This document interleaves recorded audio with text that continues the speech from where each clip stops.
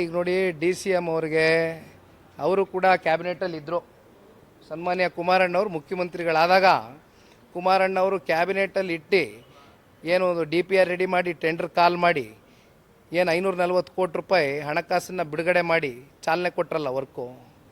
ಯಾರು ಮಾಡಿದವರು? 540 ಕೋಟಿ ಕೊಟ್ಟವ್ರು ಯಾರು ಸತ್ಯಗಾಲಕ್ಕೆ? ಈಗ ಬಂದ್ಬಿಟ್ಟು ಅವಲಾಸ ಕೆಲಸ ಮಾಡೋದು ಬೇಡ ದಯವಿಟ್ಟು. ಈ ಜಿಲ್ಲೆ ಜನಕ್ಕೆ ಗೊತ್ತಿದೆ ಯಾರು ಸತ್ಯಗಾಲದ ಪ್ರಾಜೆಕ್ಟ್ಗೆ ಯಾರು ಹಣಕಾಸನ್ನು ಇಟ್ಟು ಕ್ಯಾಬಿನೆಟ್ನಲ್ಲಿ ಅಪ್ರೂವಲ್ ತಗೊಂಡು ದುಡ್ಡನ್ನು ಬಿಡುಗಡೆ ಮಾಡಿ ಇವತ್ತು ಯಾವ ಹಂತಕ್ಕೆ ಹೋಗಿದೆ ಪ್ರಾಜೆಕ್ಟು ಅಂತಕ್ಕಂಥದ್ದನ್ನು ನೋಡ್ತಾ ಇದ್ದೇವೆ. ಈಗ ಒಂದು ಕಣವ ಮಂಚಿನ ಬೆಲೆ YG ಗುಡ್ಡ ಎಲ್ಲ ನೋಡಿದ್ದೀರಿ ನೀವು. ಈಗ ಒಂದು ಟವಲ್ ಹಾಸೋದು ಬೇಡ. ಇದವ್ರ ಸಂಸ್ಕೃತಿ. ದುಡ್ಡಿಲ್ಲ, ದುಡ್ಡು ಕೊಡ್ಲಿಕ್ಕೆ ಮನಸ್ಸಿಲ್ಲ, ಬೇರೆ ವಿಚಾರಗಳಿಗೆ ಸುಮ್ಮನೆ ಗಮನ ಸೆಳೆಯೋದು.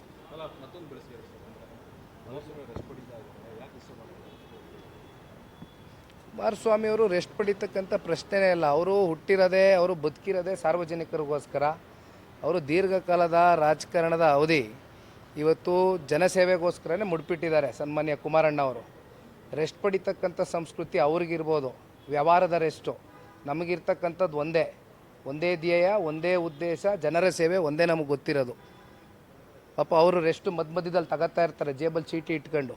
ನಡೀರಿ, ಪೆನ್ನು ಪೇಪರ್ ಕೊಟ್ಟವರಲ್ಲ, ತೋರಿಸ್ಲಿ ಅದೇನೇನು ಬರೀತಾರೋ ಏನೇನು ಅಳಿಸ್ತಾರೋ ಅಳಿಸಿ.